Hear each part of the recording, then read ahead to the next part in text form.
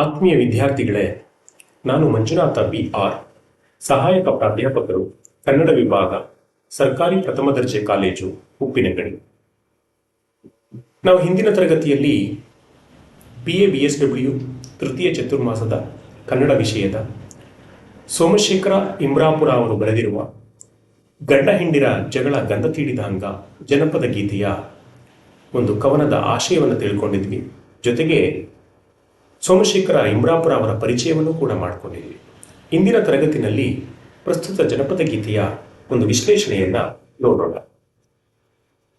ಇದೊಂದು ಪ್ರಸಿದ್ಧವಾಗಿರುವಂತಹ ಒಂದು ಜನಪದ ಗೀತೆಯಾಗಿದ್ದು, ಗಂಡ ಹೆಂಡತಿಯ ನಡುವೆ ಕೆಲಸದ ವಿಚಾರವಾಗಿ ಒಂದು ದೊಡ್ಡ ಜಗಳವೇ ಆಗಿದೆ.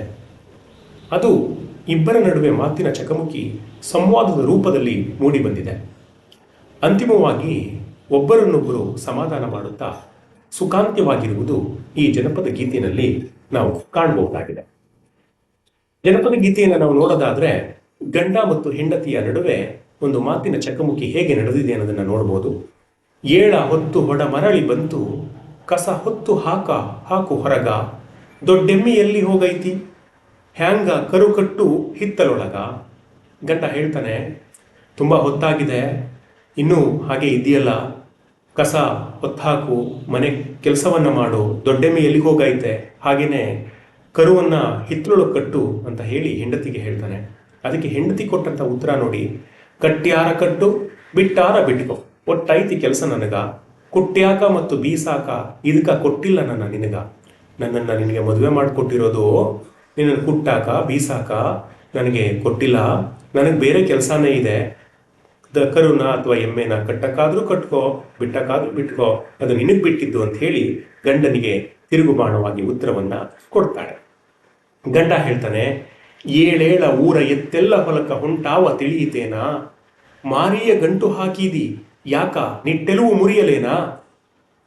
ಹೆಂಡತಿಗೆ ಹೇಳ್ತಾನೆ, ಊರಿನ ಎತ್ತೆಲ್ಲ ಹೊಲಕ್ಕೆ ಹೋಗಿದ್ದಾವೆ, ಯಾಕೆಂದ್ರೆ ರೈತಾಪಿ ಕುಟುಂಬ, ಎಲ್ಲವೂ ಕೂಡ ಇರ್ತಕ್ಕಂಥದ್ದು ಹೊಲದಲ್ಲೇ ದುಡಿಮೆ ಮಾಡಬೇಕು. ಆದರೆ ಇವ್ರ ಮನೆ ಇನ್ನೂ ಹೊಲಕ್ಕೆ ಹೋಗಿಲ್ಲ ಯಾರನ್ನು. ಅದಕ್ಕೆ ಹೇಳ್ತಿದ್ದಾನೆ, ಊರೆತ್ತೆಲ್ಲ ಹೊಲಕ್ಕೆ ಹೋಗಿದೆ, ನಿನಗೆ ಗೊತ್ತಿಲ್ವಾ, ತಿಳಿದಿಲ್ವಾ ನಿನಗೆ, ಮುಖನ ಗಂಟಿಕೊಂಡು ಕೂತಿದ್ದೀಯಲ್ಲ, ಎಲ್ಬು ನಿನ್ನ ಮೂಳೆನ ಮುರಿದ್ಬಿಡ್ತೀನಿ ಅಂತ ಹೇಳ್ತಾನೆ. ಅದಕ್ಕೆ ಹೆಂಡತಿ ಹೇಳ್ತಾಳೆ, ಹೆಣ್ಣಾಗಿ ಯಾಕ ಬಂದೇನ ಯವ್ವ, ಈ ಜೀವ ಸಾಕು ಸಾಕ, ನಮ್ಮಪ್ಪ ಅವ್ವ ಕೊಟ್ಟ್ಯಾರ ಇಲ್ಲಿ, ಇನ್ನೇಟು ಬದುಕಬೇಕಾ. ಹೆಣ್ಣಾಗಿ ಯಾಕಮ್ಮ ಹುಟ್ಟದೆ, ನಾನು ಯಾಕಾದ್ರೂ ಬಂದೆ, ಈ ಜೀವ ಸಾಕಾಗೋಗಿದೆ, ನಮ್ಮಪ್ಪ ಅವನಿಗೆ ಬುದ್ಧಿ ಇರ್ಲಿಲ್ವಾ, ಇಲ್ಲಿಗೆ ಯಾಕೆ ಕೊಟ್ರು ನನ್ನನ್ನು, ಇಲ್ಲಿಗೆ ಯಾಕೆ ಮದುವೆ ಮಾಡಿದ್ರು, ಇನ್ನೆಷ್ಟು ದಿನ ನಾನು ಅಂತ ಬದುಕಲಿ ಅಂತ ಹೇಳಿ ತನ್ನ ನೋವನ್ನ ತೋಡ್ಕೊಂತಾಳೆ. ಮತ್ತೆ ಗಂಡ ಹೇಳ್ತಾನೆ, ನಿಮ್ಮಪ್ಪ ಸತ್ತು ಪಾರಾದ ಇದ್ರ ಅವನೆದೆಯ ಸೀಳ್ತಿದ್ಯ, ನಿಮ್ಮವ್ವ ಅಂದ್ರೆ ನಮ್ಮಕ್ಕ ಅಂತ ಬಿಟ್ಟಿನಿ ಮುಗೀತಿದ್ಯ. ಹೇಳ್ತಾನೆ, ನಿಮ್ಮಪ್ಪ ಸತ್ತೋದ, ಅವನೇನಾದ್ರೂ ಬದುಕಿದ್ದಿದ್ರೆ ಅವನು ಎದೆನ ಸೀಳ್ತಾ ಇದ್ದೆ, ಇಂಥ ಹೆಣ್ಣನ್ನ ನಾನು ಕೊಟ್ಟು ಮದುವೆ ಮಾಡಿದೀಯಲ್ಲ ಅಂತ. ನಿಮ್ಮವ್ವ ಅಂದ್ರೆ ನಮ್ಮಕ್ಕ, ಆ ಸಂಬಂಧಕ್ಕೋಸ್ಕರ ನಾನು ಅವಳನ್ನ ಹಾಗೇನೆ ಬಿಟ್ಟಿದ್ದೀನಿ. ಅದಕ್ಕೆ ಹೆಂಡತಿ ಹೇಳ್ತಾಳೆ, ನಮ್ಮಪ್ಪ ಅವ್ವ ಮಾಡ್ಯಾರ ಏನ, ಸುಮ್ಕ ಬೇಯಬೇಡ, ಉಟ್ಟರ್ವಿ ಮೇಗೆ ಬದುಕಿದ್ದ ನಿನ್ನ ಸಲಹಿದ್ದು ಮರೆಯಬೇಡ. ನಿನಗೆ ಅವನ ಒಂದು ಬಡತನವನ್ನ ಜ್ಞಾಪಕ ಮಾಡ್ತಾ ಹೀಯಾಣಿಸ್ತಾಳೆ. ಹುಟ್ಟು ಬಟ್ಟೆನಲ್ಲಿದ್ದೆ ನೀನು, ಹುಟ್ಟು ಬಟ್ಟೆನಲ್ಲಿ ಇರ್ತಕ್ಕಂಥವನ್ನ ಬದುಕಿ ಸಾಕಿ ಸಲಹಿ ಬೆಳೆಸಿದ್ದು ನಮ್ಮ ಅಪ್ಪ ಅವ್ವ, ಅವ್ರನ್ನ ನೀನು ಸುಮ್ನೆ ಬೈಬೇಡ ನೀನು ಅಂತ ಹೇಳಿ ಅವನನ್ನ ಕೆಣಕ್ತಾಳೆ.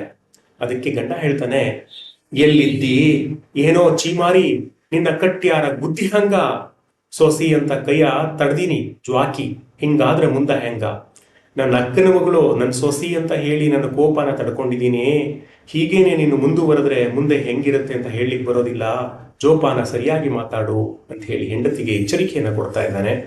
ಅದಕ್ಕೆ ಹೆಂಡತಿ ಹೇಳ್ತಾಳೆ, ಮುಂದೇನು ಏನ ಹೋಗ್ತೀನಿ ಇಂದ ನಾ ಬೆಳೆದ ತವರಿಗೀಗ, ಹೋಗಿ ಬಡದು ಬುದ್ಧಿ ಮಬ್ಬಾದ ಮ್ಯಾಗ ಬರ್ತೀನಿ ಇಲ್ಲಿಗಾಗ, ಸಾಕಪ್ಪ ನಿನ್ ಸಾವಾಸ, ನನಗೆ ಇವತ್ತೇ ಈ ದಿನಾನೇ ನಾನು ತವರು ಮನೆಗೆ ನಾನು ಬೆಳೆದಂತಹ ತವರು ಮನೆಗೆ ನಾನು ಹೋಗ್ತೀನಿ, ನಿನಗೆ ಬುದ್ಧಿ ಬಂದ ಮೇಲೆ ನಾನು ಇಲ್ಲಿಗೆ ಬರ್ತೀನಪ್ಪ ಅಂತ ಹೇಳ್ತಾಳೆ ಹೆಂಡತಿ.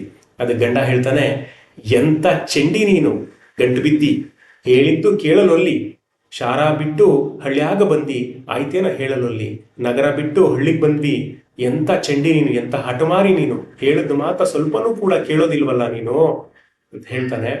ಅದಕ್ಕೆ ಅವಳು ಹೇಳ್ತಾಳೆ, ಎಷ್ಟು ಕೇವಲವಾಗಿ ಮಾತಾಡ್ತಾಳೆ ನೋಡಿ. ಇವಾಗ ಮದುವೆಯ ಸೀರೆ ಹರಿದು ಹೋಗಿ ಮತ್ತ ಹೊಲದದ್ದು ಪಿಸ್ತೋಯ್ತು, ನಿನ್ನ ಕೈಯ ಹಿಡಿದು ಮೂಗುತಿಗೆ ಹೊರತು ನನ್ನ ಜೀವ ಕಾಣದಾಯ್ತು. ನಿನ್ನ ಮದುವೆ ಮಾಡಿಕೊಂಡು ನನ್ನ ಜೀವ ಏನೂ ಕೂಡ ಉಪಯೋಗ ಇಲ್ದಂಗೆ ಆಗೋಯ್ತು, ಯಾವ ಸವಲತ್ತೂ ಕೂಡ ಇಲ್ಲ.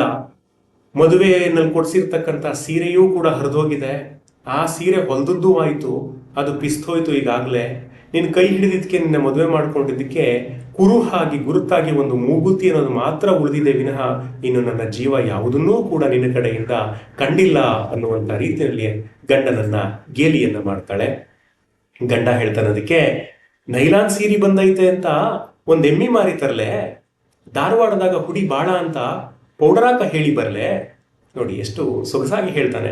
ಓ, ನಿಮ್ಗೆ ಸೀರೆ ಇಲ್ಲ ಅಲ್ಲ, ಸರಿ, ಒಂದ್ ಎಮ್ಮೆ ಮಾರ್ಬಿಟ್ಟು ನೈಲಾನ್ ಸೀರೆ ಬಂದಿದೆಯಂತೆ, ಅದು ತಗೊಂಡ್ ಬರ್ತೀನಿ.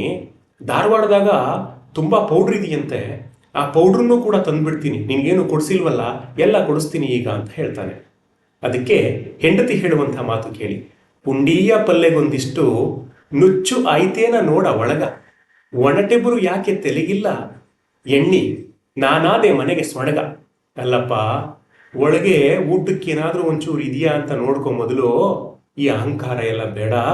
ತಲೆಗೆ ಎಣ್ಣೆ ಇಲ್ಲ, ಈ ಮನೆಗೆ ನಾನೊಂದು ರೀತಿ ನಾಯಿ ಇದ್ದಾಗಿದ್ದೀನಿ, ಇನ್ನು ನೀನು ನೈಲಾನ್ ಸೀರೆ ತಂದ್ಕೊಡ್ತೀಯಾ, ಪೌಡ್ರು ತಂದ್ಕೊಡ್ತೀಯಾ ಅಂತ ಹೇಳಿ ನಿಂದಿಸಿ ಮಾತನಾಡ್ತಾಳೆ. ಗಂಡ ಹೇಳ್ತಾನೆ, ಇವಾಗ ಪ್ಯಾಟಿಯ ನೀರಿಗಿಳಿಬೇಡ ನಿಲ್ಲ, ಸ್ವಾಟಿಯ ತಿರುಬೇಡ, ಒಂದೊಂದು ಹಲ್ಲು ಉದುರಿ ಯಾವು ನೋಡ, ನನಗ್ ವಾದ ಮಾಡಬೇಡ. ನೀನು ತುಂಬಾ ತುಂಬಾ ಹೆಚ್ಚು ಮಾತಾಡ್ತಾ ಇದೀಯ, ನೀನು ವಾದ ಮಾಡಕ್ ಬರ್ಬೇಡ ನನ್ನ ಜೊತೆ. ಸ್ವಾಟಿ, ಮುಖ ತಿರುಗಬೇಡ ನೀನು, ತಿರುವುದ್ರೆ ಒಂದೊಂದು ಹಲ್ಲುನು ಕೂಡ ಉದುರಿಸ್ಬಿಡ್ತೀನಿ, ಬೇಡ, ವಾದ ಮಾಡಕ್ ಬರ್ಬೇಡ ಅಂತ ಹೇಳಿ ಎಚ್ಚರಿಕೆಯನ್ನ ಕೊಡ್ತಾನೆ.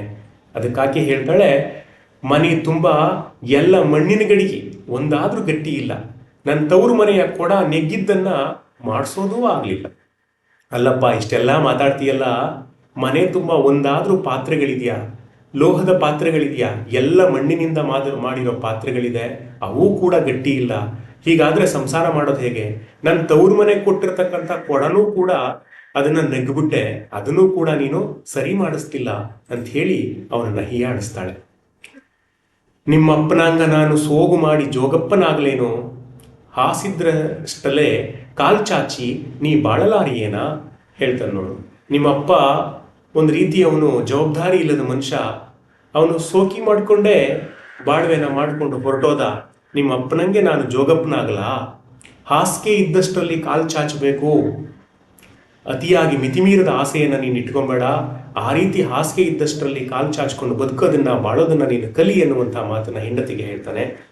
ಅದಕ್ಕೆ ಹೆಂಡತಿ ಹೇಳ್ತಾಳೆ, ಎಲ್ಲೈತಿ ಬಾಳು ಸುಡುಗಾಡಿಗಿಟ್ಟು ಬಾ, ಹಾಳು ಜನ್ಮ ಹೊತ್ತು ನಮ್ಮಪ್ಪ ಅವ್ವ ಕೊಟ್ಟಾರ ನಿನಗ ಕೈ ತುಂಬ ರೊಕ್ಕ ತೆತ್ತು, ನನ್ನನ್ನು ಹಾಗೆ ಕಳಿಸಿಲ್ಲ. ನಿನ್ನ ಹತ್ರಕ್ಕೆ ಕೈ ತುಂಬ ರೊಕ್ಕ ಕೊಟ್ಟು ನನ್ನನ್ನು ಕಳಿಸಿದ್ದಾರೆ. ಯಾವ ಜೀವನ ಇದು? ಈ ಜೀವನನ ತಗೊಂಡೋಗಿ ಸುಡುಗಾಡಿಗಿಟ್ಟು ಬಾ ಹೇಳ್ತಾಳೆ. ಅದಕ್ಕೆ ಗಂಡ ಹೇಳ್ತಾನೆ, ಜನ ತುಂಬಿ ನಿಂತ ಹಂದರದ ಒಳಗ ನಿಮ್ಮಪ್ಪ ಕೈಯ ಕೊಟ್ಟ, ಕಡೆಗೆ ಎಲ್ಲ ಕೊಡ್ತೀನಿ ಅಂತ ಕೊಡಲಿಲ್ಲ ಒಂದು ಚುಟ್ಟ ಅಂತ ಹೇಳ್ತಾನೆ. ನಿಮ್ಮಪ್ಪ ತುಂಬಿದ ಒಂದು ಮದುವೆ ಚಪ್ಪರದೊಳಗೆ ಅದನ್ನು ಕೊಡ್ತೀನಿ ಇದನ್ನು ಕೊಡ್ತೀನಿ ಅಂತ ಹೇಳ್ದ, ಕೊನೆಗೆ ಕೈ ಕೊಟ್ಬಿಟ್ಟ, ಮೋಸ ಮಾಡ್ಬಿಟ್ಟ, ಏನು ಕೊಡ್ಲಿಲ್ಲ.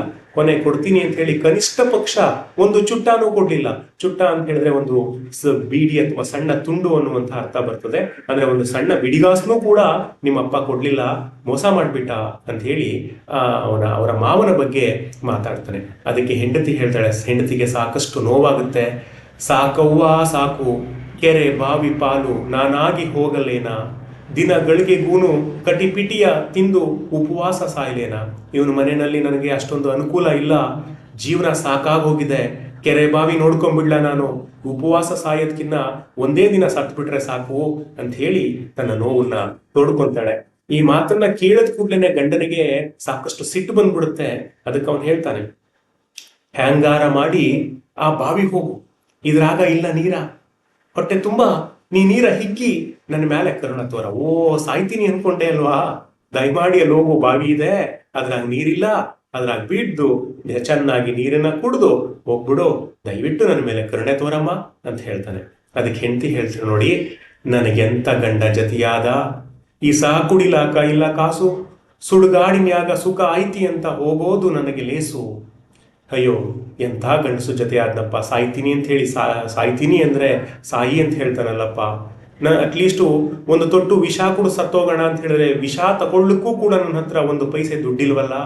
ಕೊನೆ ಪಕ್ಷ ಸುಡುಗಾಡ್ನಲ್ಲಾದ್ರೂ ಕೂಡ ಸುಖ ಐತೆ, ಆದ್ರೆ ಈ ಮನೆಯಲ್ಲಿ ನನಗೆ ಸುಖ ಇಲ್ಲ, ನಾನು ಹೋಗೋದೇ ಒಳ್ಳೇದು ಅನ್ನುವಂಥ ತೀರ್ಮಾನಕ್ಕೆ ಬರ್ತಾಳೆ.